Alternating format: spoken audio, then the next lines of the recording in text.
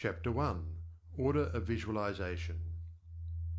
The exercise of the visualizing faculty keeps your mind in order and attracts to you the things you need to make life more enjoyable in an orderly way. If you train yourself in practice of deliberately picturing your desire and carefully examining it, you will soon find that your thought and desires come and proceed in more orderly procession than ever before. Having reached a state of ordered mentality, you are no longer in a constant state of mental hurry. Hurry is fear, and consequently destructive. In other words, when your understanding grasps the power to visualize your heart's desire and hold it with your will, it attracts to you all things requisite to the fulfillment of that picture by the harmonious vibrations of the law of attraction. You realize that since order is heaven's first law, and visualization places things in their natural element, then it must be a heavenly thing to visualize. Everyone visualizes, whether they know it or not. Visualizing is the great secret of success. The conscious use of this great power attracts to you greatly multiplied resources, intensifies your wisdom, and enables you to make use of advantages which you formerly failed to recognize. We now fly through the air, not because anyone has been able to change the laws of nature, but because the inventor of the flying machine learned how to apply nature's laws, and by making orderly use of them produced the desired result. So far as natural forces are concerned, nothing has changed since the beginning. There were no airplanes in the year 1, because those of that generation could not conceive the idea as a practical working possibility. It has not yet been done, was the argument, and it cannot be done. Yet the laws and materials for practical flying machines existed then as now. Troward tells us that the great lesson he learned from the airplane and wireless telegraphy is the triumph of principle over precedent, and the working of an idea to its logical conclusion in spite of accumulated testimony of all past experience. With such an example before you, can you not realize that still greater secrets may be disclosed? Also, that you hold the key within yourself with which to unlock the secret chamber that contains your heart's desire? All that is necessary in order that you may use this key and make your life exactly what you wish it to be, is a careful inquiry into the unseen causes which stand back of every external and visible condition. Then bring these unseen causes into harmony with your conception, and you will find that you can make practical working realities of possibilities which at present seem but fantastic dreams. We all know that the balloon was the forefather of the airplane. In 1766, Henry Cavendish, an English nobleman, proved that hydrogen gas was 7 times lighter than atmospheric air. From that discovery the balloon came into existence, and from the ordinary balloon the dirigible, a cigar-shaped airship, was evolved. Study of aeronautics and the laws of aerial locomotion of birds and projectiles led to the belief that mechanism could be evolved by which heavier-than-air machines could be made to travel from place to place, and remain in the air by the maintenance of great speed which would overcome by propulsive force the ordinary law of gravitation. Professor Langley of Washington, who developed much of the theory which others afterwards improved, was subjected to much derision when he sent a model airplane up, only to have it bury its nose in the muddy waters of the Potomac. But the Wright brothers, who experimented in the latter part of the 19th century, realized the possibility of travelling through the air in a machine that had no gas bag. They saw themselves enjoying this mode of transportation with great facility. It is said that one of the brothers would tell the other, when their varied experiments did not turn out as they expected, "It's all right, brother, I can see myself riding in that machine, and it travels easily and steadily." Those Wright brothers knew what they wanted, and kept their pictures constantly before them. In visualizing, or making a mental picture, you are not endeavoring to change the laws of nature. You are fulfilling them. Your object in visualizing is to bring things into regular order both mentally and physically. When you realize that this method of employing the creative power brings your desires, one after another, into practical material accomplishment, your confidence in a mysterious but unfailing law of attraction, which has its central power station in the very heart of your word picture, becomes supreme. Nothing can shake it. You never feel that it is necessary to take anything from anybody else. You have learned that asking and seeking have receiving and finding as their correlatives. You know that all you have to do is to start the plastic substance of the universe flowing into the thought molds your picture desire provides. Chapter 2. How to attract to yourself the things you desire. The power within you which enables you to form a thought picture is the starting point of all there is.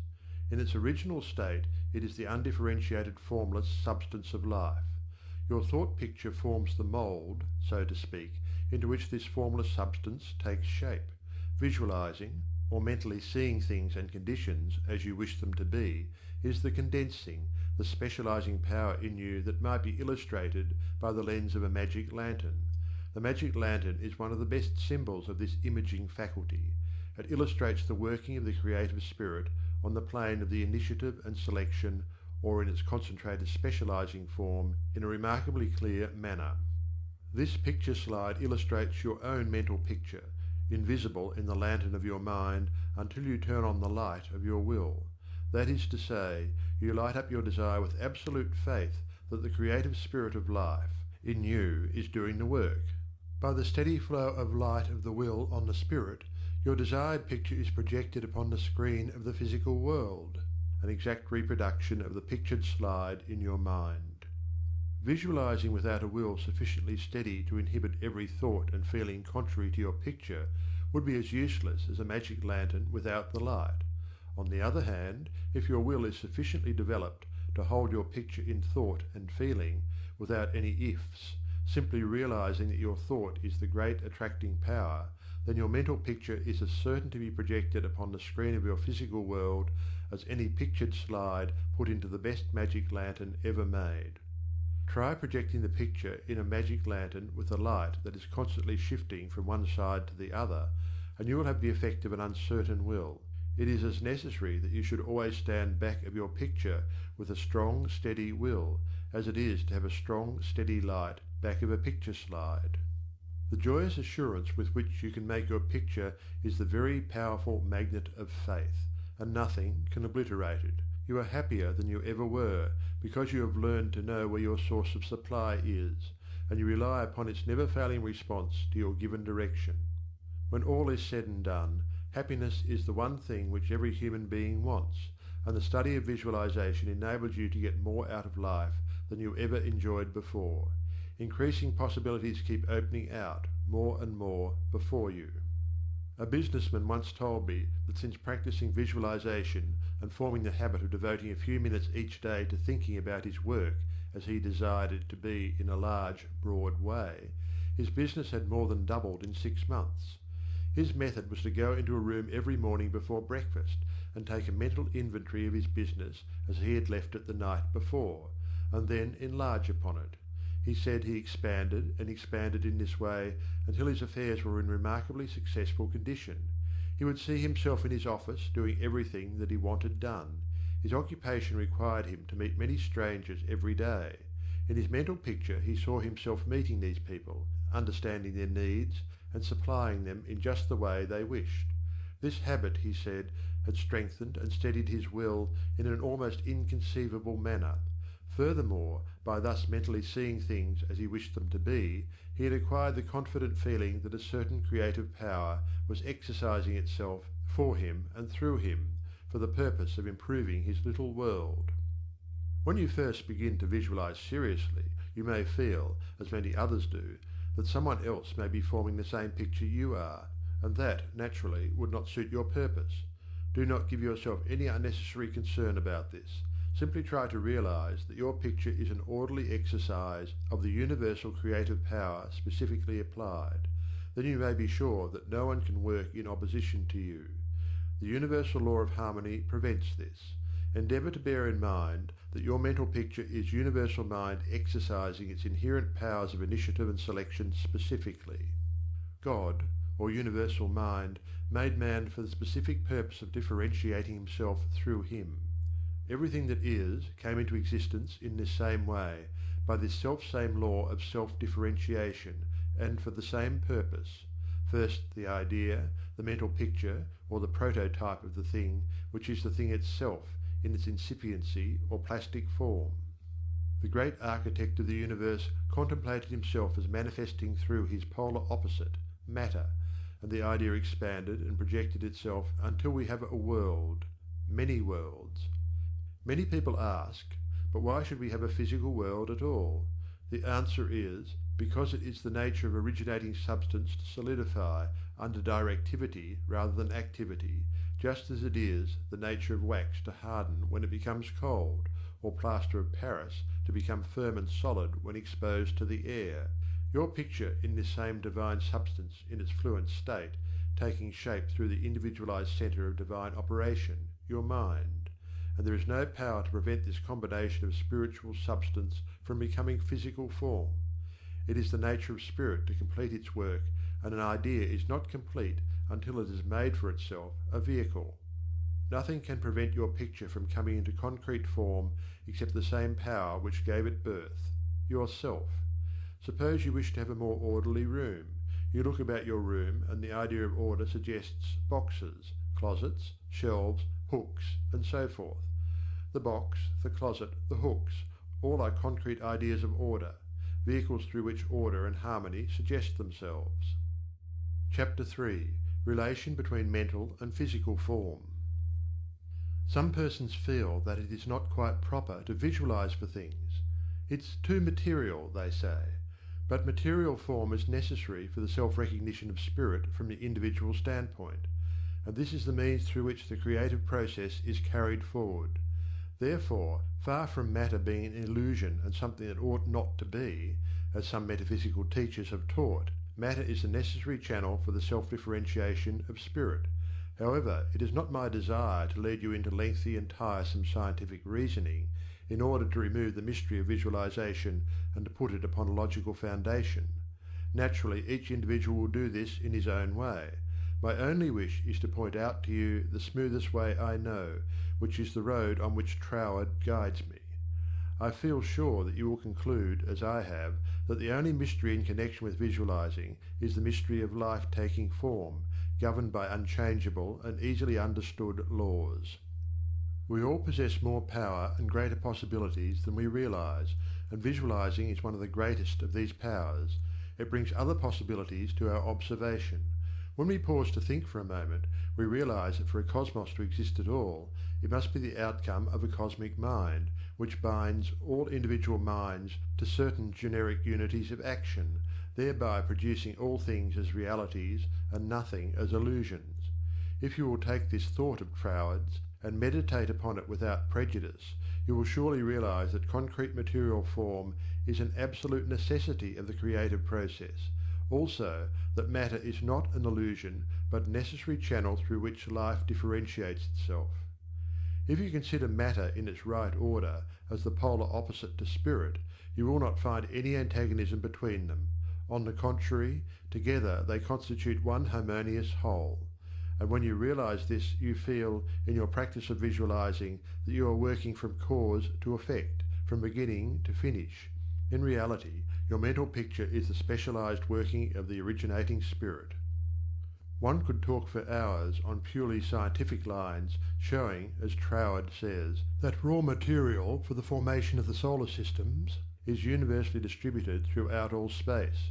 Yet investigation shows that while the heavens are studded with millions of suns, there are spaces that show no signs of a cosmic activity.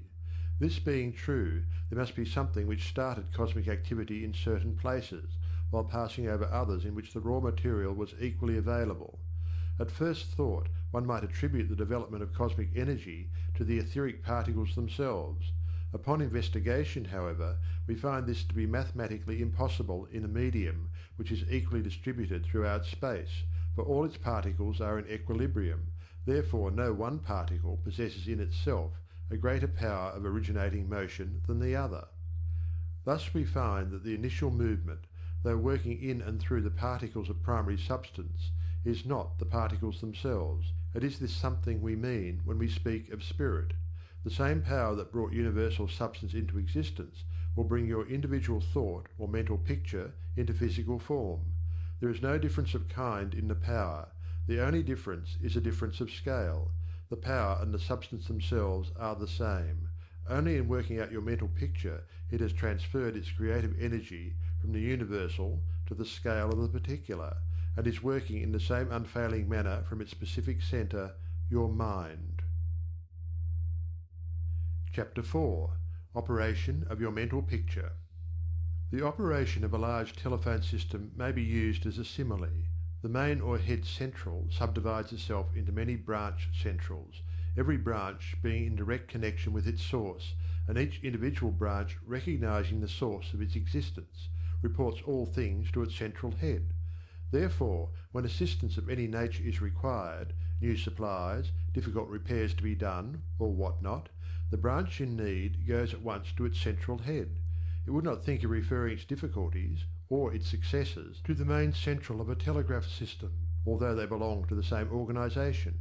These different branch centrals know that the only remedy for any difficulty must come from the central out of which they were projected. If we, as individual branches of the universal mind, would refer our difficulties in the same confident manner to the source from which we were projected, and use the remedies that it has provided, we would realize what Jesus meant when he said, "Ask, and ye shall receive." Our every requirement would be met. Surely the Father must supply the child. The trunk of the tree cannot fail to provide for its branches. Everything animate or inanimate is called into existence or outstandingness by a power which itself does not stand out. The power that creates the mental picture, the originating spirit substance of your pictured desire, does not stand out. It projects the substance of itself, that is, a solidified counterpart of itself, while it remains invisible to the physical eye. Only those will ever appreciate the value of visualizing who are able to realize Paul's meaning when he said, "The worlds were formed by the word of God. Things which are seen are not made of things which do appear." There is nothing unusual or mysterious in the idea of your pictured desire coming into material evidence. It is the working of a universal natural law. The world was projected by the self-contemplation of the universal mind, and this same action is taking place in its individualized branch, which is the mind of man. Everything in the whole world has its beginning in mind, and comes into existence in exactly the same manner from the hat on your head to the boots on your feet. All are projected thoughts, solidified. Your personal advance in evolution depends upon your right use of the power of visualizing, and your use of it depends on whether you recognize that you, yourself, are a particular centre through and in which the originating spirit is finding ever new expression for potentialities already existing within itself. This is evolution, this continual unfolding of existing, though outwardly invisible things. Your mental picture is the force of attraction that evolves and combines the originating substance into specific shape. Your picture is the combining and evolving powerhouse, so to speak, through which the originating creative spirit expressed itself. Its creative action is limitless, without beginning and without end, and always progressive and orderly. It proceeds stage by stage, each stage being necessary preparation for the one to follow. Now let us see if we can get an idea of the different stages by which the things in the world have come to be. Troward says, if we can get at the working principle which is producing these results, we can very quickly and easily give it personal application. First, we find that the thought of originating life, or spirit, about itself is its simple awareness of its own being, and this produced a primary ether, a universal substance out of which everything in the world must grow. Troward also tells us that though this awareness of being is a necessary foundation for any further possibilities, it is not much to talk about. It is the same with individualized spirit, which is yourself. Before you would entertain the idea of making a mental picture of your desire as being at all practical, you must have some idea of your being, of your I am, and just as soon as you are conscious of your I amness, you begin to wish to enjoy the freedom which this consciousness suggests. You want to do more and be more, and as you fulfill this desire within yourself, localized spirit begins conscious activities in you. The thing you are most concerned with is the specific action of the creative spirit of life, universal mind specialized. The localized God germ in you is your personality, your individuality, and since the joy of absolute freedom is the inherent nature of this God germ, it is natural that it should endeavour to enjoy itself through its specific centre. And as you grow in the comprehension that your being, your individuality, is God particularizing himself, you naturally develop divine tendencies. You want to enjoy life and liberty. You want freedom in your affairs as well as in your consciousness, and it is natural that you should. Always with this progressive wish there is a faint thought picture. As your wish and your recognition grow into an intense desire, this desire becomes a clear mental picture. For example, a young lady studying music wishes she had a piano in order to practice at home. She wants the piano so much that she can mentally see it in one of the rooms. She holds the picture of the piano and indulges in a mental reflection of the pleasure and advantage it will be to have the piano in the corner of the living room. One day she finds it there just as she had pictured it. As you grow in understanding as to who you are, where you came from, and what the purpose of your being is, how you are to fulfill the purpose for which you are intended, you will more and more afford a centre through which the creative spirit of life can enjoy itself, and you will realize that there can be but one creative process filling all space, which is the same in its potentiality, whether universal or individual. Furthermore, all that there is, whether on the plane of the visible or invisible, had its origin in the localized action of thought or a mental picture, and this includes yourself, because you are universal spirit localized, and the same creative action is taking place through you. Now you are no doubt asking yourself why there is so much sickness and misery in the world. If the same power and intelligence which brought the world into existence is in operation in the mind of man, why does it not manifest itself as strength, joy, health, and plenty? If one can have one's desires fulfilled by simply making a mental picture of that desire, holding on to it with the will, and doing without anxiety on the outward plane whatever seems necessary to bring the desire into fulfillment, then there seems no reason for the existence of sickness and poverty. Surely no one desires either. The first reason is that few persons will take the trouble to inquire into the working principle of the laws of life. If they did, they would soon convince themselves that there is no necessity for the sickness and poverty that we see about us.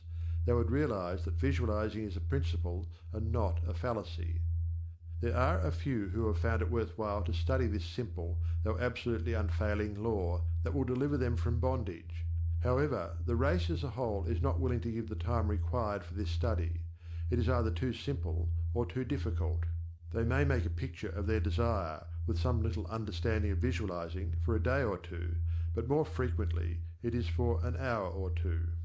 But if you will insist upon mentally seeing yourself surrounded by things and conditions as you wish them to be, you will understand that the creative energy sends its plastic substance in the direction indicated by the tendency of your thoughts. Herein lies the advantage of holding your thought in the form of a mental picture. The more enthusiasm and faith you are able to put into your picture, the more quickly it will come into visible form, and your enthusiasm is increased by keeping your desire secret. The moment you speak it to any living soul, that moment your power is weakened. Your power, your magnet of attraction is not so strong, and consequently cannot reach so far. The more perfectly a secret between your mind and outer self is guarded, the more vitality you give your power of attraction. One tells one's troubles to weaken them, to get them off one's mind, and when a thought is given out, its power is dissipated. Talk it over with yourself, and even write it down and at once destroy the paper. However, this does not mean that you should strenuously endeavour to compel the power to work out your picture on the special lines that you think it should. That method would soon exhaust you, and hinder the fulfilment of your purpose. A wealthy relative need not necessarily die, or someone lose a fortune on the street to materialize the $10,000 that you are mentally picturing. One of the doormen in the building in which I live heard much of the mental picturing of desires from visitors passing out of my rooms. The average desire was for $500. He considered that $5 was more in his line and began to visualize it, without the slightest idea of where or how he was to get it. My parrot flew out of the window, and I telephoned to the men in the courtyard to get it for me. One caught it, and it bit him on the finger. The doorman, who had gloves on, and did not fear a similar hurt, took hold of it and brought it up to me. I gave him 5 $1 bills for the service. This sudden reward surprised him. He enthusiastically told me that he had been visualizing for just $5, merely from hearing that others visualized. He was delighted at the unexpected realization of his mental picture. All you have to do is to make such a mental picture of your heart's desire, hold it cheerfully in place with your will, always conscious that the same infinite power which brought the universe into existence brought you into form for the purpose of enjoying itself in and through you.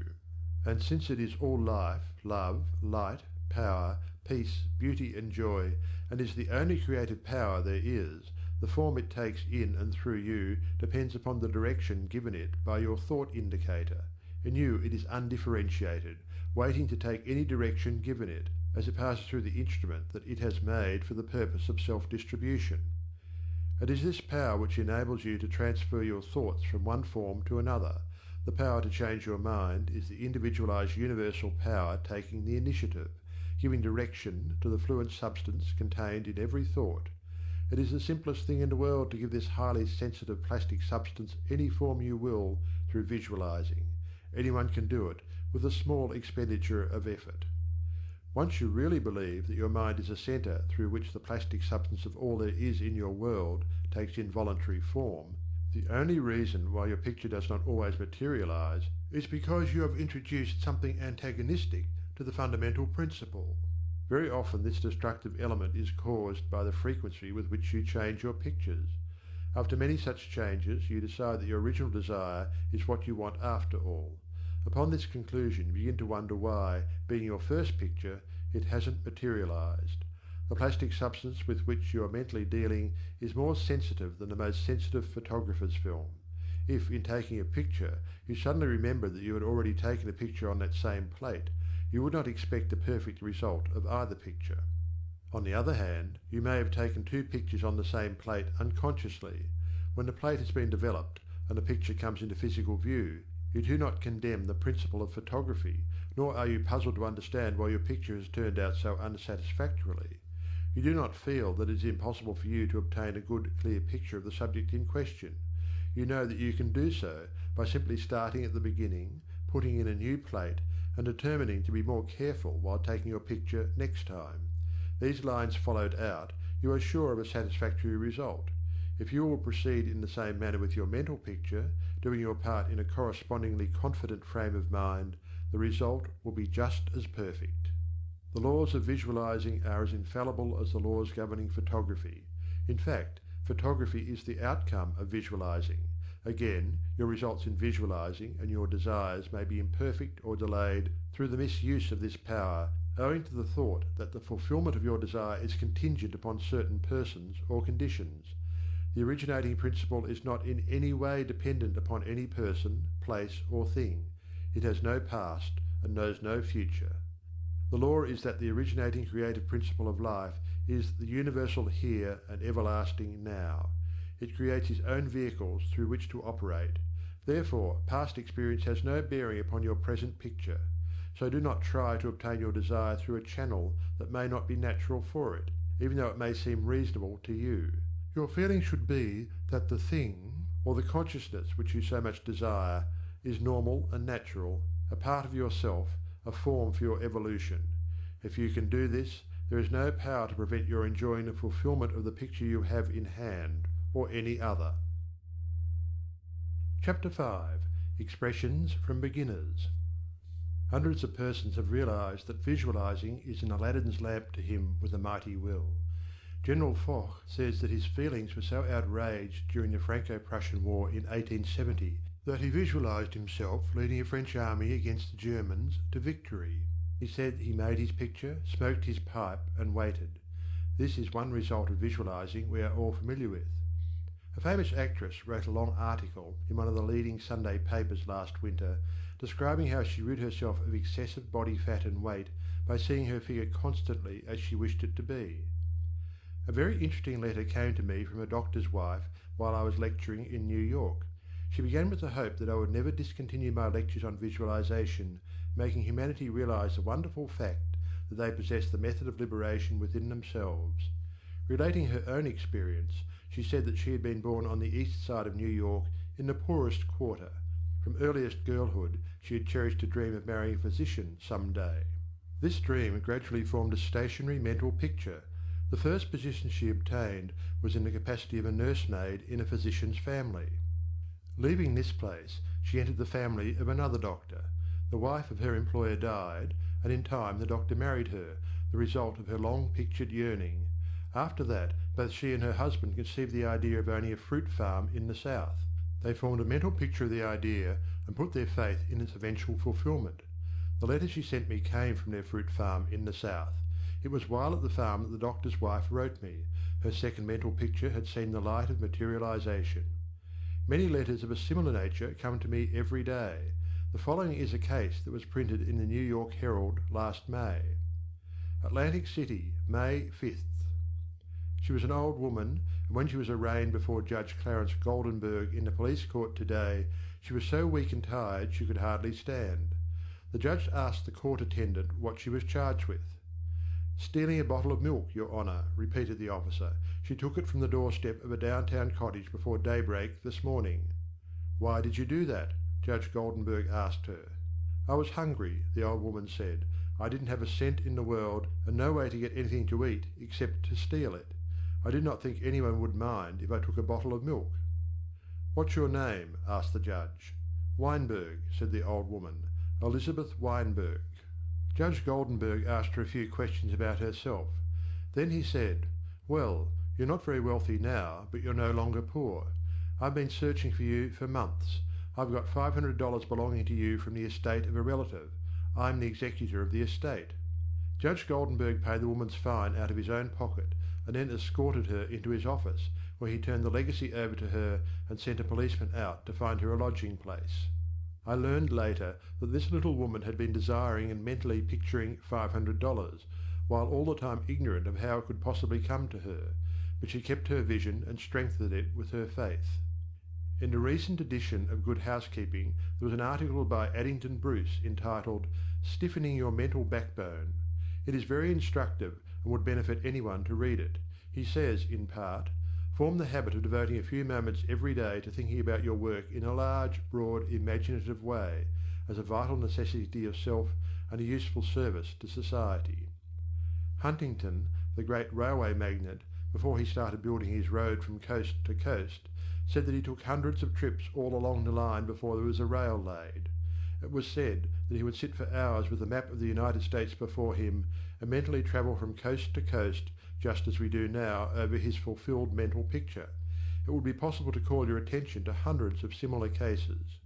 The best method of picturing to yourself that which you may desire is both simple and enjoyable, if you once understand the principle back of it well enough to believe it. First, and above everything else, be sure of what it is you really want. Then specialize your desire along these lines. Chapter 6. Suggestions for making your mental picture. Perhaps you want to feel that you've lived to some purpose. You want to be content and happy, and feel that with good health and with successful business you could enjoy this state of mind. After you have decided once and for all that this is what you want, you proceed to picture yourself healthy and your business just as great a success as you can naturally conceive it growing into. The best time for making your definite picture is just before breakfast and before retiring at night. As it is necessary to give yourself plenty of time, it may be necessary to rise earlier than is your usual habit. Go into a room where you will not be disturbed. Meditate for a few moments upon the practical working of the law of visualizing and ask yourself, how did the things about me first come into existence?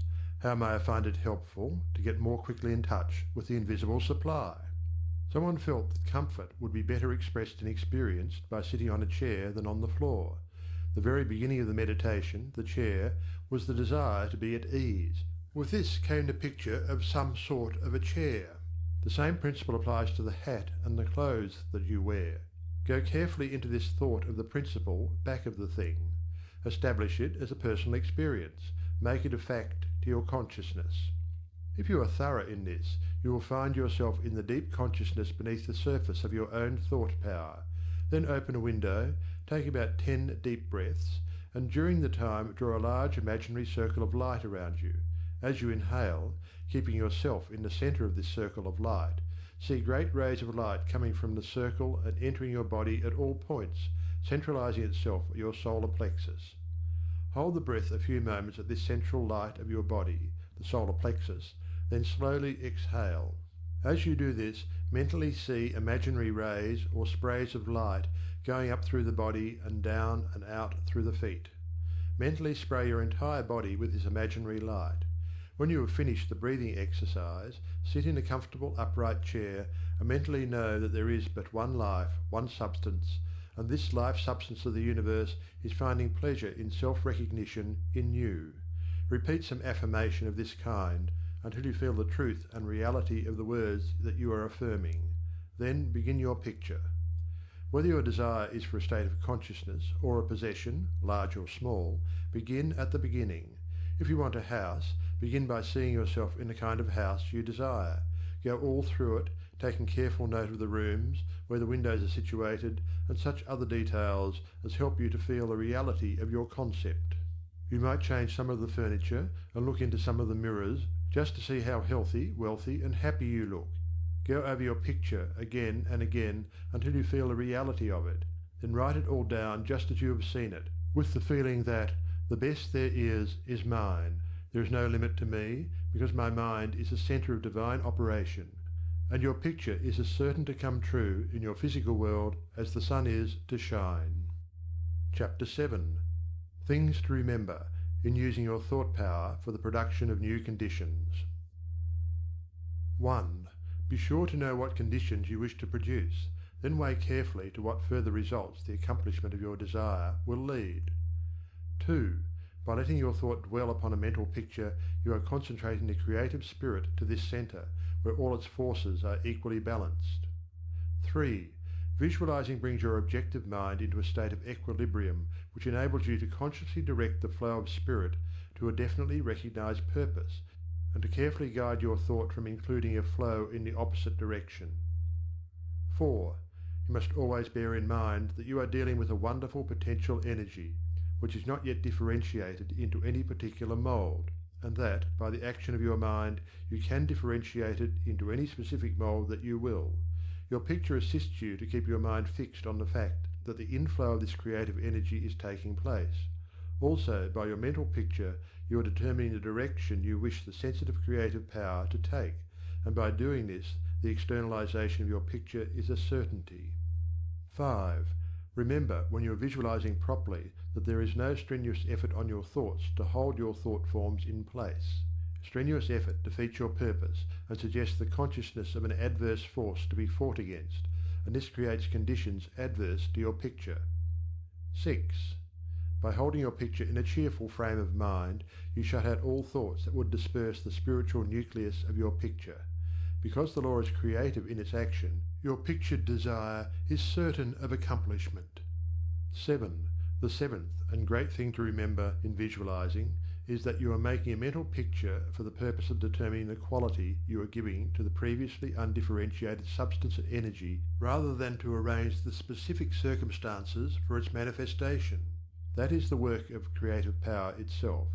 It will build its own forms of expression quite naturally, if you will allow it, and save you a great deal of needless anxiety. What you really want is expansion in a certain direction, whether of health, wealth, or what not, and so long as you get it, as you surely will if you confidently hold to your picture, what does it matter whether it reaches you by some channel which you thought you could count upon, or through some other of whose existence you had no idea? You are concentrating energy of a particular kind for a particular purpose. Bear this in mind, and let specific details take care of themselves, and never mention your intention to anyone. Remember always that nature, from her clearly visible surface to her most arcane depths, is one great storehouse of light and good, entirely devoted to your individual use. Your conscious oneness with the great whole is the secret of success. When once you have fathomed this, you can enjoy your possession of the whole or a part of it at will, because by your recognition you have made it and can increasingly make it yours. Never forget that every physical thing, whether for you or against you, was a sustained thought before it was a thing. Thought as thought is neither good nor bad. It is creative action and always takes physical form. Therefore the thoughts you dwell upon become the things you possess or do not possess. Chapter 8. Why I took up the study of mental science. I have frequently been questioned about my reasons for taking up the study of mental science, and as to the results of my search, not only in knowledge of principles, but also in the application of that knowledge to the development of my own life and experience. Such inquiries are justifiable, because one who essays the role of a messenger and teacher of psychological truths can only be effective and convincing as he or she has tested them in the laboratory of mental experience. This is particularly true in my case, as the only personal pupil of Thomas Troward, the greatest master of mental science of the present day, whose teaching is based upon the relation borne by the individual mind toward the universal creative mind, which is the giver of life, and the manner in which that relation may be invoked to secure expansion and fuller expression in the individual life. The initial impulse toward the study of mental science was an overwhelming sense of loneliness. In every life there must come some such experiences of spiritual isolations as, at that period, pervaded my life.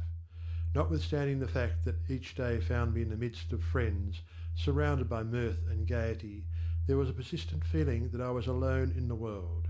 I had been a widow for about 3 years, wandering from country to country, seeking for peace of mind. The circumstances and surroundings of my life were such that my friends looked upon me as an unusually fortunate young woman. Although they recognized that I had sustained a great loss when my husband died, they knew that he had left me well provided for, free to go anywhere at pleasure, and having many friends. Yet if my friends could have penetrated my inmost emotions, they would have found a deep sense of emptiness and isolation.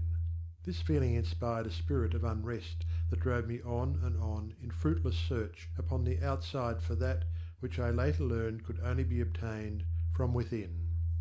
I studied Christian Science, but it gave me no solace, though fully realizing the great work the scientists were doing, and even having the pleasure and privilege of meeting Mrs. Eddy personally.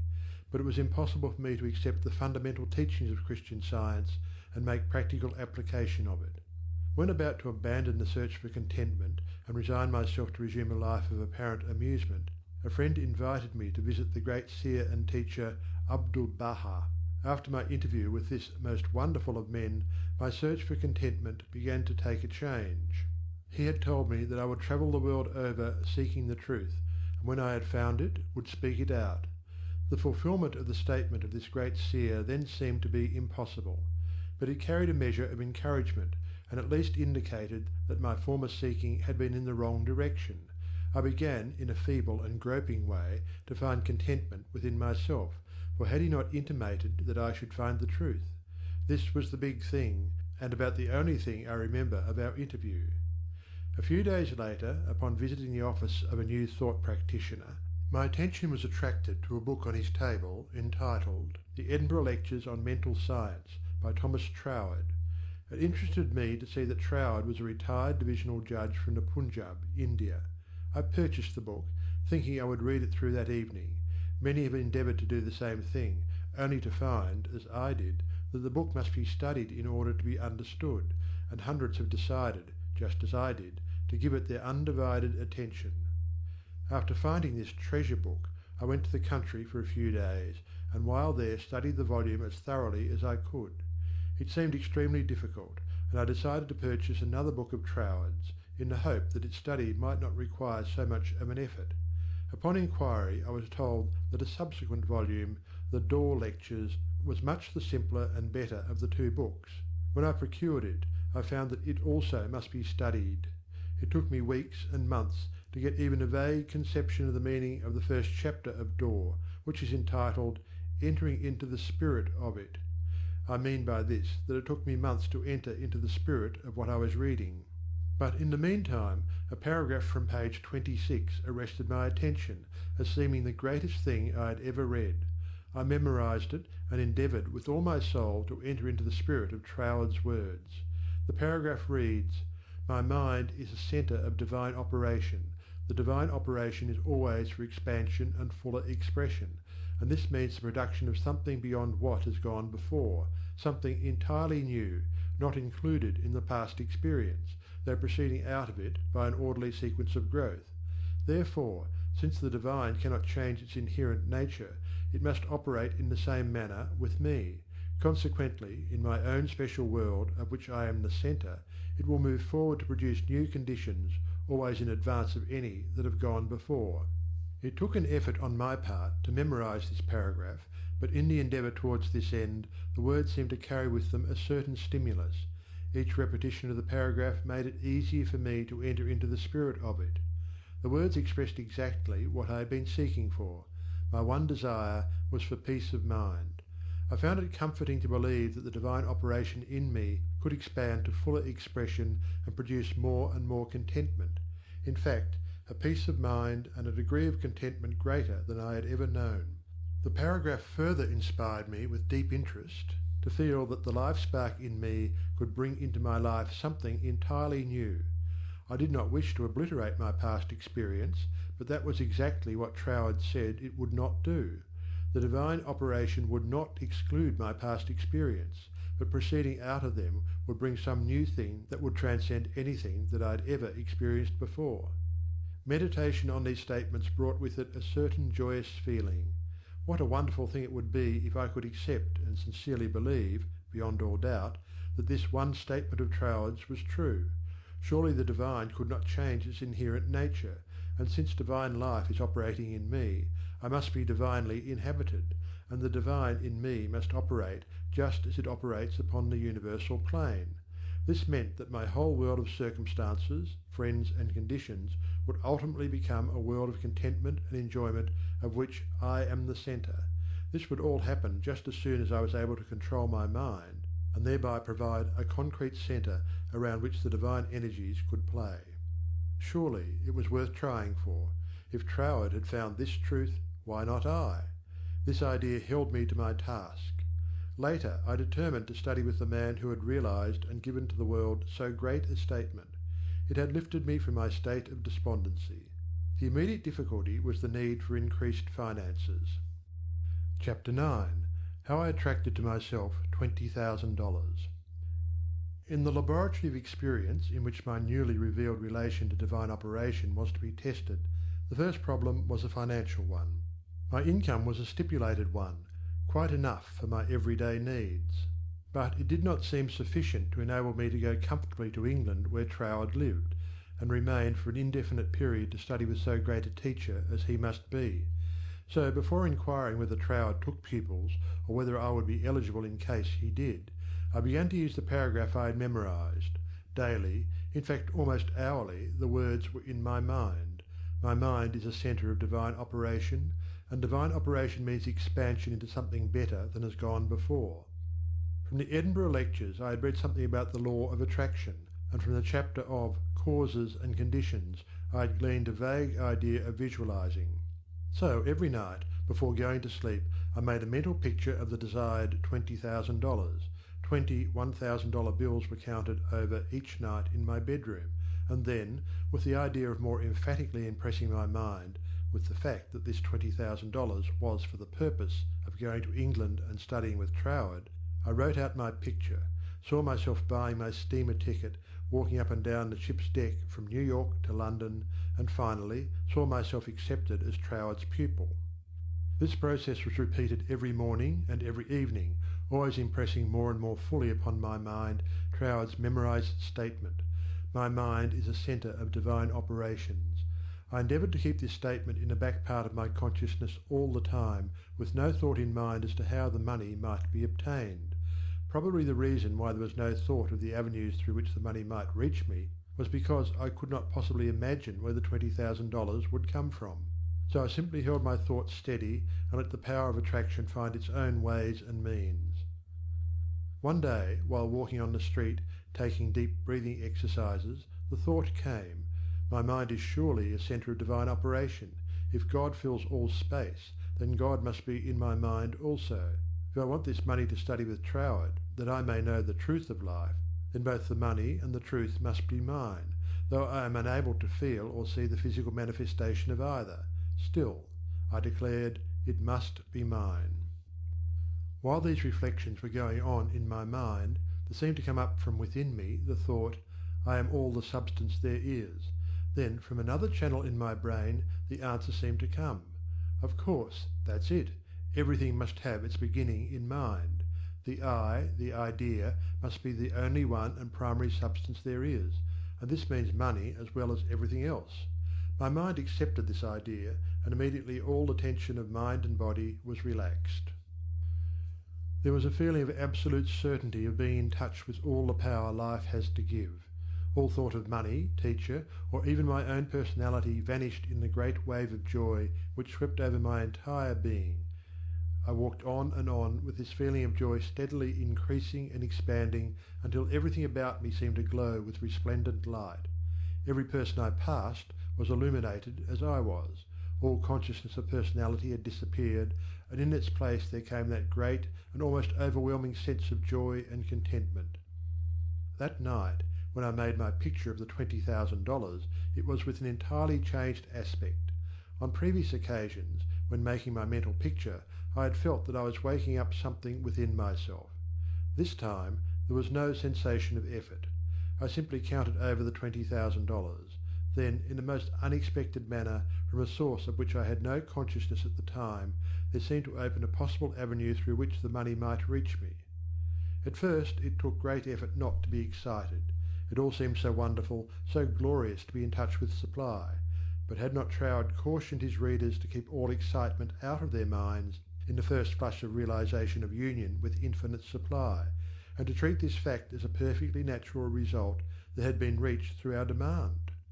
This was even more difficult for me than it was to hold the thought that all the substance there is, I am, idea, am the beginning of all form, visible or invisible. Just as soon as there appeared a circumstance which indicated the direction through which the $20,000 might come, I not only made a supreme effort to regard the indicated direction calmly as the first sprout of the seed I had sown in the Absolute, but left no stone unturned to follow up that direction by fulfilling my part. By so doing, one circumstance seemed naturally to lead to another, until, step by step, my desired $20,000 was secured. To keep my mind poised and free from excitement was my greatest effort. This first concrete fruition of my study of mental science as expounded by Troward's book had come by a careful following of the methods he had outlined. In this connection, therefore, I can offer to the reader no better gift than to quote Troward's book, The Edinburgh Lectures, from which may be derived a complete idea of the line of action I was endeavouring to follow. In the chapter on causes and conditions, he says, "To get good results, we must properly understand our relation to the great impersonal power we are using. It is intelligent, and we are intelligent, and the two intelligences must cooperate. We must not fly in the face of the law, expecting it to do for us what it can only do through us, and we must therefore use our intelligence with the knowledge that it is acting as the instrument of a greater intelligence, and because we have this knowledge we may and should cease from all anxiety as to the final result. In actual practice we must first form the ideal conception of our object with the definite intention of impressing it upon the universal mind. It is this thought that takes such thought out of the region of mere causal fancies, and then affirm that our knowledge of the law is sufficient reason for a calm expectation of a corresponding result, and that therefore all necessary conditions will come to us in due order. We can then turn to the affairs of our daily life with the calm assurance that the initial conditions are either there already or will soon come into view. If we do not at once see them, let us rest content with the knowledge that the spiritual prototype is already in existence, and wait till some circumstance pointing in the desired direction begins to show itself.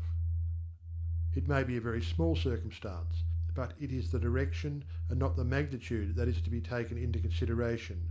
As soon as we see it, we should regard it as the first sprouting of the seed sown in the Absolute, and do calmly and without excitement whatever the circumstances seem to require, and then, later on, we shall see that this doing will, in turn, lead to a further circumstance in the same direction, until we find ourselves conducted, step by step, to the accomplishment of our object. In this way, the understanding of the great principle of the law of supply will, by repeated experiences, deliver us more and more completely out of the region of anxious thought and toilsome labour, and bring us into a new world where the useful employment of all our powers, whether mental or physical, will only be an unfolding of our individuality upon the lines of its own nature, and therefore a perpetual source of health and happiness, a sufficient inducement, surely, to the careful study of the laws governing the relation between the individual and the universal mind. To my mind, then as now, this quotation outlines the core and centre of the method and manner of approach necessary for coming in touch with infinite supply. At least it, together with the previously quoted statement, "My mind is a centre of divine operation," etc., constituted the only apparent means of attracting to myself the $20,000. My constant endeavour to get into the spirit of these statements and to attract to myself this needed sum was about 6 weeks, at the end of which time I had in my bank the required $20,000. This could be made into a long story, giving all the details, but the facts, as already narrated, will give you a definite idea of the magnetic condition of my mind while the $20,000 was finding its way to me. Chapter 10. How I became the only personal pupil of the greatest mental scientist of the present day.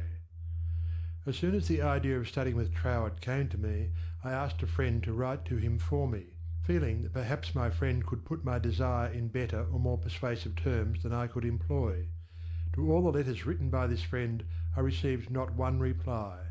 This was so discouraging that I would have completely abandoned the idea of becoming Troward's pupil, except for the experience I had that day on the street when my whole world was illuminated, and I remembered the promise, "All things whatsoever thou wilt, believe thou hast received, and thou shalt receive." With this experience in my mind, my passage to England was arranged, notwithstanding the fact that apparently my letters were ignored. We wrote again, however, and finally received a reply, very courteous, though not very positive. Troward did not take pupils. He had no time to devote to a pupil. Notwithstanding this definite decision, I declined to be discouraged because of the memory of my experience upon the day when the light and the thought came to me, "I am all the substance there is." I seemed to be able to live that experience over at will, and with it there always came a flood of courage and renewed energy. We journeyed on to London, and from there telegraphed Troward asking for an interview. The telegram was promptly answered by Troward, setting a date when he could see us. At this time Troward was living in Ruan Manor, a little out-of-the-way place in the southern part of England, about 20 miles from a railway station.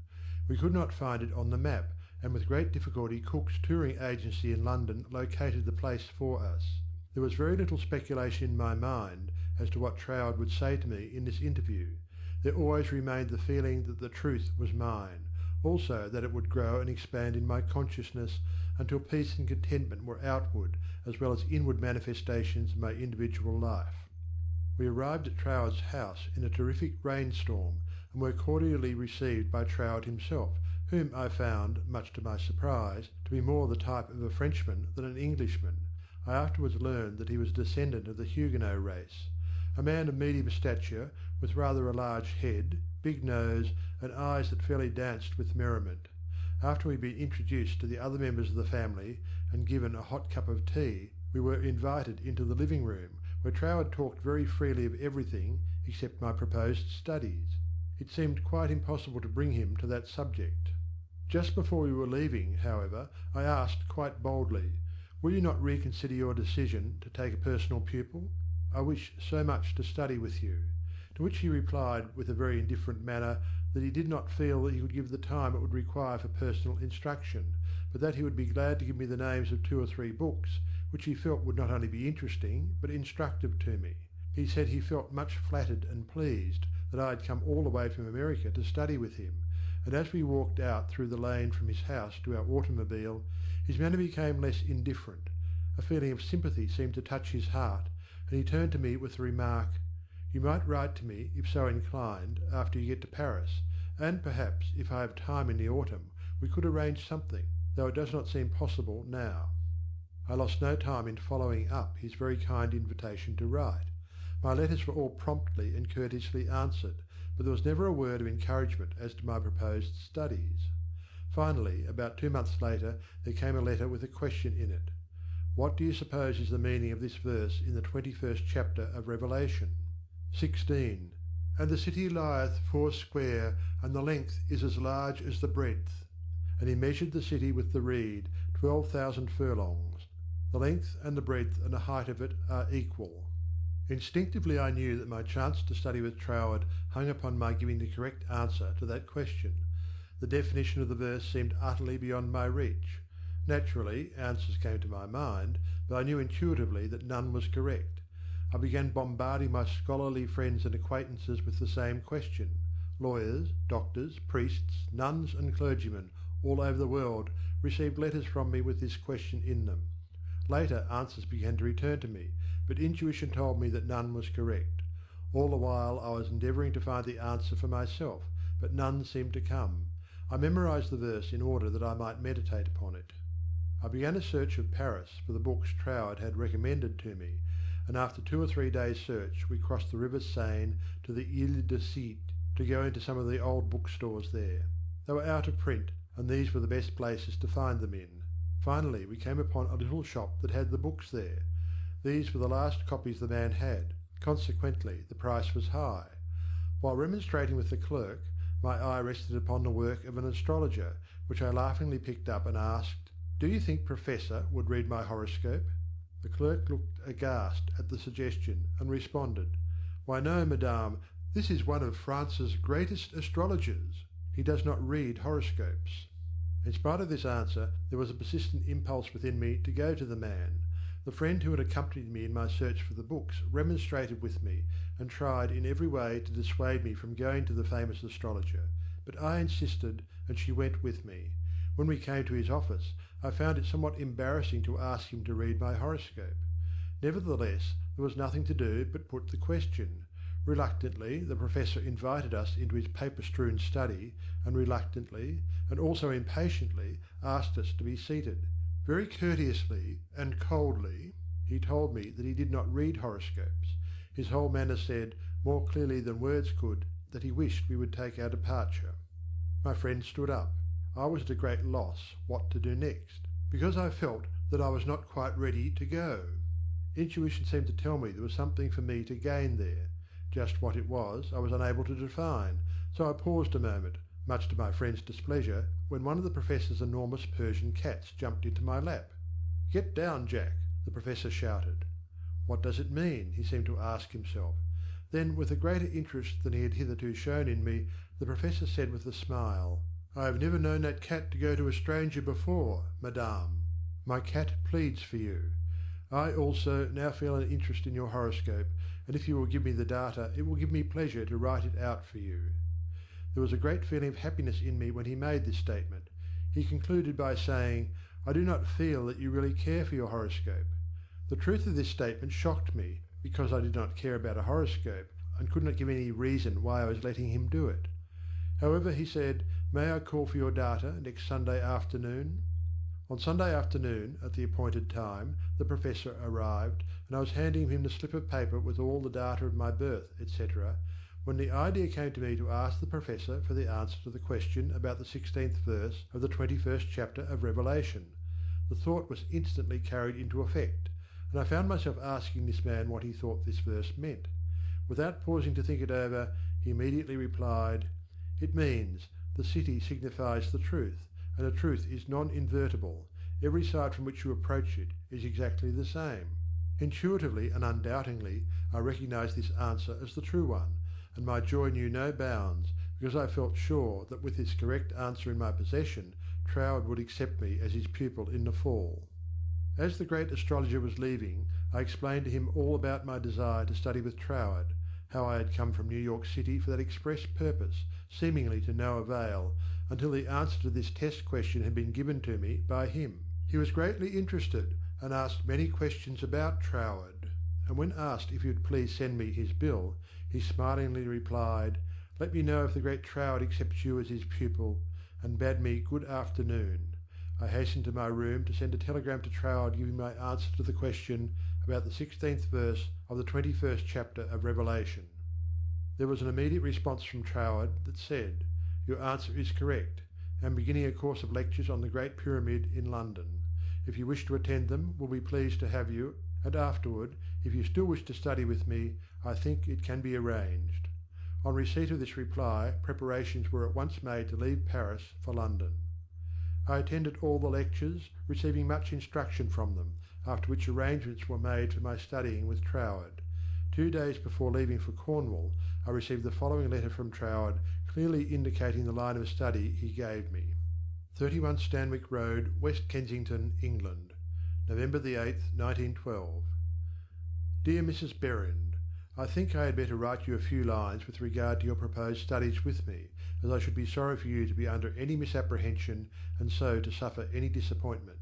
I have studied the subject now for several years, and have a general acquaintance with the leading features of most of the systems which, unfortunately, occupy attention in many circles at the present time, such as Theosophy, the Tarot, the Kabbalah, and the like, and I have no hesitation in saying that to the best of my judgment all sorts and descriptions of so-called occult study are in direct opposition to the real life-giving truth, and therefore you must not expect any teaching on such lines as these. We hear a great deal these days about initiation, but believe me, the more you try to become a so-called initiate, the further you will put yourself from living life. I speak after many years of careful study and consideration when I say that the Bible and its revelation of Christ is the one thing really worth studying, and that is a subject large enough in all conscience, embracing as it does our outward life and of everyday concerns, and also the inner springs of our life, and all that we can in general terms conceive of the life in the unseen after putting off the body at death. You have expressed a very great degree of confidence in my teaching, and if your confidence is such that you wish, as you say, to put yourself entirely under my guidance, I can only accept it as a very serious responsibility, and should have to ask you to exhibit that confidence by refusing to look into such so-called mysteries as I would forbid you to look into. I am speaking from experience, but the result will be that much of my teaching will appear to be very simple, perhaps to some extent dogmatic, and you will say that you have heard much of it before. Faith in God, prayer and worship, approach to the Father through Christ, all this is, in a certain sense, familiar to you, and all I can hope to do is perhaps to throw a little more light on these subjects, that they may become to you not merely traditional words, but present living facts. I have been thus explicit, as I do not want you to have any disappointment, and also I should say that our so-called course of study will only be friendly conversations at such times as we can fit them in, either you coming to our house or I to yours, as may be most convenient at the time. Also, I will lend you some books that will be helpful, but they are very few and in no sense occult. Now, if all this falls in with your ideas, we shall, I am sure, be very glad to see you at Ruan Manor, and that you will find that the residents there, though few, are very friendly, and the neighbourhood very pretty. But, on the other hand, if you feel you want some other source of learning, do not mind saying so, only you will never find any substitute for Christ. I trust you will not mind my writing you like this, but I do not want you to come all the way down to Cornwall and then be disappointed. With kindest regards, yours sincerely, signed, T. Troward. This copy of Troward's letter, to my mind, is the greatest thing I can give you. Chapter 11. How to bring the power in your word into action. In your every word there is the power germ that expands and projects itself in the direction your word indicates, and ultimately develops into physical expression. For example, you wish to establish joy in your consciousness. Just repeat the word joy secretly, persistently, and emphatically. The joy germ begins to expand and project itself until your whole being is filled with joy. This is not a mere fancy, but a truth. Once you experience this power, you will daily prove that these facts have not been fabricated to fit a theory, but the theory has been built up by careful observation of facts. Everyone knows that joy comes from within. Another may give you cause for joy, but no one can be joyous for you. Joy is a state of consciousness, and consciousness is purely, Troward says, mental. Mental faculties always work under something which stimulates them, and this stimulus may come either from without, through the external senses, or from within, by the consciousness of something not perceptible on the physical plane. The recognition of this interior source of stimulus enables you to bring into your consciousness any state you desire. Once a thing seems normal to you, it is as surely yours, through the law of growth and attraction, as it is yours to no addition after you have the conscious use of figures. This method of repeating the word makes the word in all its limitless meaning yours, because words are the embodiment of thoughts, and thought is creative, neither good nor bad, simply creative. This is the reason why faith builds up and fear destroys. Only believe, and all things are possible unto you. It is faith that gives you dominion over every adverse circumstance or condition. It is your word of faith that sets you free, not faith in any specific thing or act, but simple faith in your best self in all ways. It is because of this ever-present creative power within the heart of the Word that makes your health, your peace of mind, and your financial condition a reproduction of your most habitual thought. Try to believe and understand this, and you will find yourself master of every adverse circumstance or condition, a prince of power. Chapter 12. How to increase your faith. But, you ask, how can I speak the word of faith when I have little or no faith?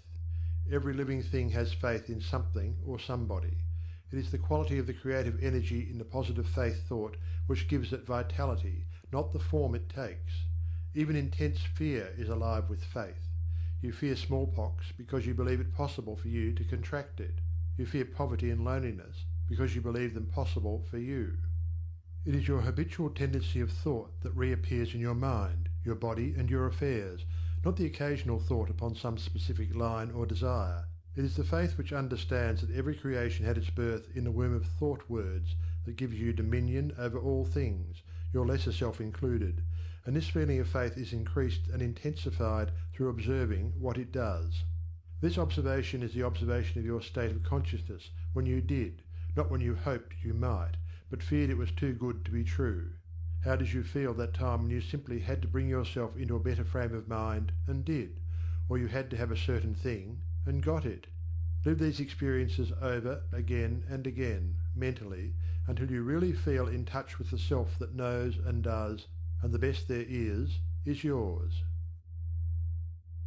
Chapter 13. The Reward of Increased Faith. Because you have expanded your faith into the faith and laws of the universe that know no failure, your faith in the best of yourself, the principle of life in you, has brought you into conscious realization that you are not a victim of the universe, but a part of it. Consequently, there is that within yourself which is able to make conscious contact with the universal principle of law and power, and enables you to press all the particular laws of nature, whether visible or invisible, into serving your particular demand or desire, and thereby you find yourself master, not a slave, of any situation. Troward tells us that this mastering is to be accomplished by knowledge, and the only knowledge which will afford this purpose, in all its measureless immensity, is the knowledge of the personal element in universal spirit, and its reciprocity to our own personality. In other words, the words you think, the personality you feel yourself to be, are all reproductions in miniature or specialized God or universal spirit. All your word thoughts were God word forms before they were yours. The words you use are the instruments, channels, through which the creative energy takes shape. Naturally, this sensitive creative power can only reproduce in accordance with the instrument through which it passes. All disappointments and failures are the result of endeavouring to think one thing and produce another. This is just as impossible as it would be for an electric fan to be used for lighting purposes, or for water to flow through a crooked pipe in a straight line. The water must take the shape of the pipe through which it flows. Even more truly, this sensitive, invisible, fluent substance must reproduce outwardly the shape of the thought word through which it passes. This is the law of its nature. Therefore, it logically follows, as a man thinketh, so is he.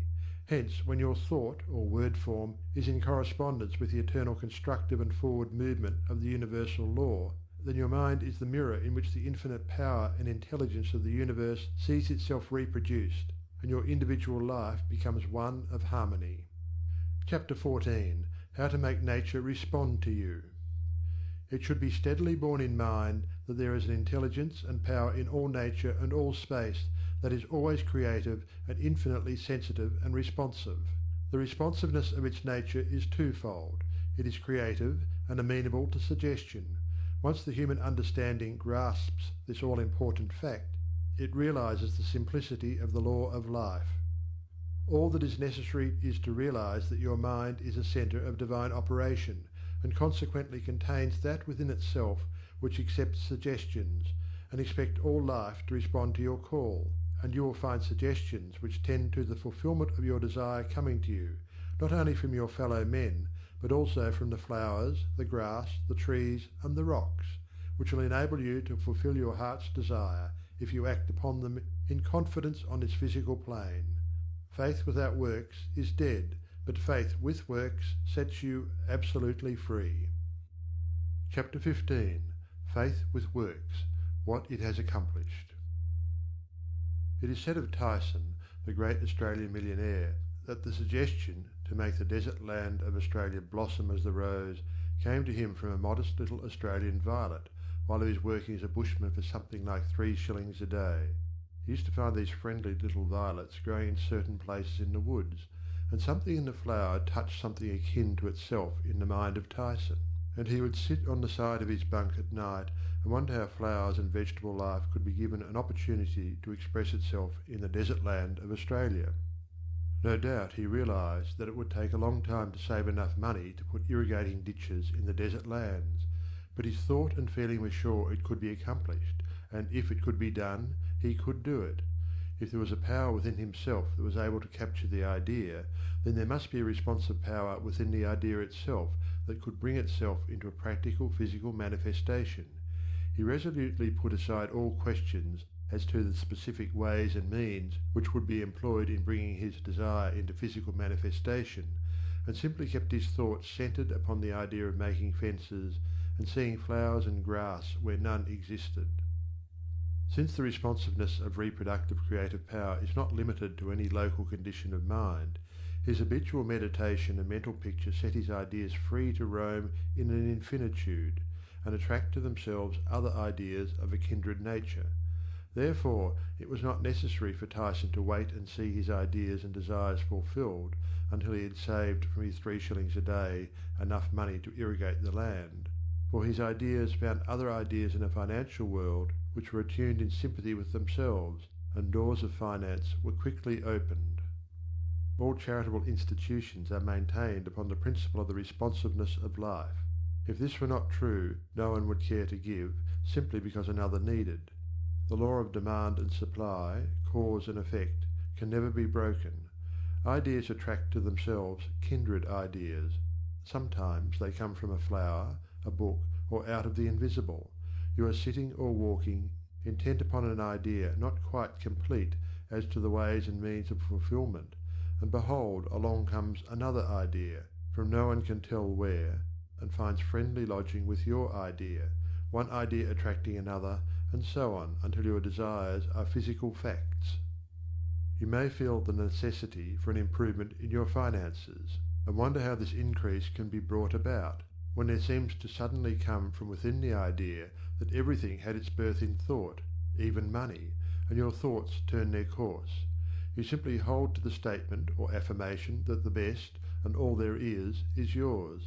Since you are able to capture ideas from the infinite through the instrument of your intuition, you let your mind rest upon that thought, knowing full well that this very thought will respond to itself.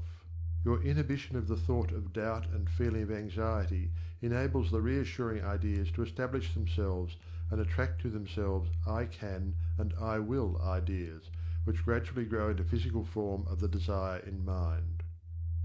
In the conscious use of the universal power to reproduce your desires in physical form, 3 facts should be borne in mind. First, all space is filled with a creative power. Second, this creative power is amenable to suggestion. Third, it can only work by deductive methods. As Troward tells us, this last is an exceedingly important point, for it implies that the action of the ever-present creative power is in no way limited by precedent. It works according to the essence of the spirit of the principle. In other words, this universal power takes its creative direction from the word you give it. Once man realizes this great truth, it becomes the most important of all his consideration with what character this sensitive reproductive power is invested. It is the unvarying law of this creative life principle that, as a man thinketh in his heart, so is he. If you realize the truth that the only creative power can be to you only what you feel and think it to be, it is willing and able to meet your demands. Troward says, if you think your thought is powerful, then your thought is powerful. As a man thinketh in his heart, so is he, is the law of life, and the creative power can no more change this law than an ordinary mirror can reflect back to you a different image than the object you hold before it. As you think, so are you, does not mean as you tell people you think, or as you would wish the world to believe you think. It means your innermost thoughts, that place where no one but you knows. None can know the Father save the Son, and no one can know the Son but the Father. Only the reproductive creative spirit of life knows what you think until your thoughts become physical facts and manifest themselves in your body, your brain, or your affairs. Then everyone with whom you come in contact may know, because the Father, the intelligent creative energy which heareth in secret, hears your most secret thoughts, rewards you openly, reproduces your thoughts in physical form. As you think you know, that is what you become, should be kept in the background of your mind constantly. This is watching and praying without ceasing. And when you are not feeling quite up to par physically, pray. Suggestions as to how to pray or ask, believing you have already received. Scientific thinking, positive thought. Suggestions for practical application. Try, through careful, positive, enthusiastic, though not strenuous, thought, to realize that the indescribable, invisible substance of life fills all space, that its nature is intelligent, plastic, subjective substance. 5 o'clock in the morning is the best time to go into this sort of meditation. If you will retire early every night for 1 month, before falling asleep, impress firmly upon your subjective mind the affirmation, "My Father is the ruler of all the world and is expressing his directing power through me." You will find that the substance of life takes form in the moulds of your thoughts. Do not accept the above suggestion simply because it is given to you. Think it over carefully until the impression is made upon your own subconscious mind understandingly. Rise every morning, as was suggested before, at 5 o'clock. Sit in a quiet room in a straight-backed chair and think out the affirmation of the previous evening, and you will realize and be able to put into practice your princely power with the realization, to some extent at least, that your mind really is a center through which all the creative energy and power there is taking form. Scientific prayer. The principle underlying scientific prayer. In prayer for a change in condition, physical, mental, or financial, for yourself or another, bear in mind that the fundamental necessity for the answer to prayer is the understanding of the scientific statement. Ask, believing you have already received, and you shall receive. This is not as difficult as it appears on the surface, once you realize that everything has its origin in the mind, and that which you seek outwardly, you already possess. No one can think a thought in the future. Your thought of a thing constitutes its origin. Therefore, the thought form of the thing is already yours as soon as you think it. Your steady recognition of this thought possession causes the thought to concentrate, to condense, to project itself, and to assume physical form. To get rich through creation. The recognition or conception of new forces of wealth is the loftiest aspiration you can take into your heart, for it assumes and implies a furtherance of all noble aims. Items to be remembered about prayer for yourself or another. Remember that that which you call treatment or prayer is not, in any sense, hypnotism. It should never be your endeavour to take possession of the mind of another. Remember that it should never be your intention to make yourself believe that which you know to be untrue. You are simply thinking into God or First Cause with the understanding that, if a thing is true at all, there is a way in which it is true throughout the universe. Remember that the power of thought works by absolutely scientific principles. These principles are expressed in the language of the statement, "As a man thinketh in his heart, so is he." This statement contains a world of wisdom, but man's steady recognition and careful application of the statement itself is required to bring it into practical use. Remember that the principles involved in being as we think in our heart are elucidated and revealed by the law, "As you sow, you shall reap." Remember that your freedom to choose just what you will think, just what thought possession you will affirm and claim, constitutes God's gift to you. It shows how First Cause has endowed every man with the power and ability to bring into his personal environment whatever he chooses, cause and effect in reference to getting. If you plant an acorn, you get an oak. If you sow a grain of corn, you reap a stalk and many kernels of corn. You always get the manifestation of that which you consciously or unconsciously affirm and claim, habitually declare and expect, or in other words, as you sow. Therefore, sow the seeds of I am, I ought, I can, I will realize that because you are, you ought, that because you ought, you can, that because you can, you do. The manifestation of this truth, even in a small degree, gives you the indisputable understanding that dominion is your charter right. You are an heir of first cause, endowed with all the power he has. God has given you everything. All is yours, and you know that all you have to do is to reach out your mental hand and take it. This formula may serve as a pattern to shape your own prayer or affirmation into God for the benefit of another or yourself. If, for another, you speak the Christian name of the person you wish to help, then dismiss their personality entirely from your consciousness. Intensify your thought by meditating upon the fact that there is that in you which finds the way, which is the truth, and is the life. You are affirming this fact, believing that since you are thinking this, it is already yours. Having lifted up your feelings to the central idea of this meditation, you examine your own consciousness to see if there is aught which is unlike God. If there is any feeling of worry, fear, malice, envy, hatred, or jealousy, turn back in your meditation to cleanse your thought through the affirmation that God's love and purity fill all space, including your heart and soul. Reconcile your thought with the love of God, always remembering that you are made in the image and likeness of love. Keep this cleansing thought in mind until you feel you have freed your consciousness entirely of all thoughts and feelings other than love and unity with all humanity. Then, if denials do not disturb you, deny all that is unlike your desired manifestation.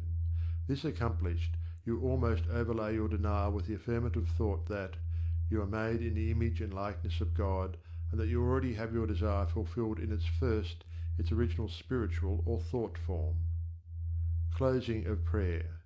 Prayer as a method of thought is a deliberate use of the law which gives you the power of dominion over everything which tends in any way to hamper your perfect liberty. You have been given life that you may enjoy it more and more fully. The steady recognition of this truth makes you declare yourself a prince of power. You recognize, accept, and use this power as a child of a king, and hence dominion is your birthright. Then, when you feel the light of this great truth flooding your consciousness, open the floodgates of your soul in heartfelt praise that you have the understanding that the Creator and his creation are one. Also that the Creator is continually creating through his creation. Close your treatment in the happy assurance that the prayer which is fulfilled is not a form of supplication, but a steady habitual affirming that the Creator of all creation is operating specifically through you. Therefore, the work must be perfectly done. Your mind is a centre of divine operation. Hints for application and practice. For every 5 minutes given to reading and study of the theories of mental science, spend 15 minutes in the use and application of the knowledge acquired. 1. Spend 1 minute in every 24 hours in conscientiously thinking over the specification that must be observed in order to have your prayers answered. 2.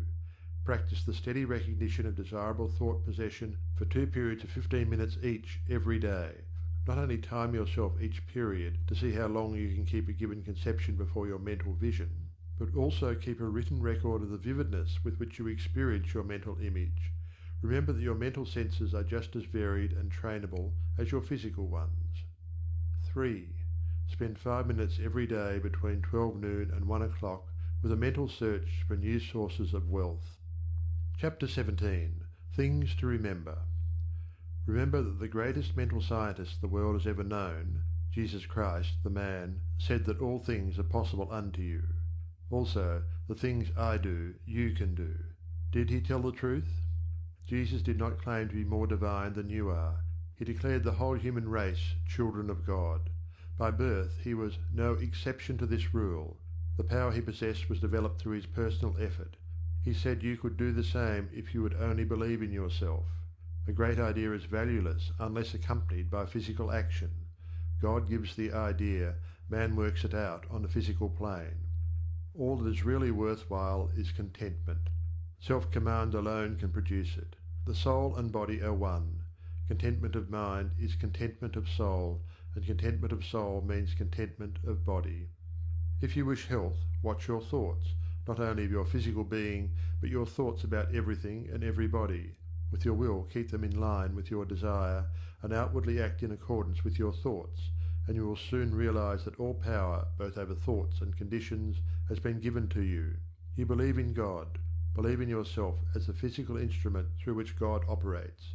Absolute dominion is yours when you have sufficient self-mastery to conquer the negative tendency of thoughts and actions. Ask yourself daily, what is the purpose of the power which put me here? How can I work with the purpose for life and liberty in me? Upon having decided these questions, endeavour hourly to fulfil them. You are a law unto yourself. If you have a tendency to overdo anything, eat, drink, or blame circumstances for your misfortune, conquer that tendency with the inward conviction that all power is yours outwardly. Eat less, drink less, blame circumstances less, and the best there is will gradually grow into the place where the worst seem to be. Always remember that all is yours to use as you will. You can if you will. If you will, you do. God the Father blesses you with all he has to give. Make good godly use of it. The reason for greater success when you first began your studies and demonstrations in mental science is that your joy and enthusiasm at the simple discovery of the power within was greater than you have been able to put into your understanding later. With increased understanding, put increasing joy and enthusiasm, and the results will correspond. End of chapter 17. End of Your Invisible Power by Genevieve Behrend.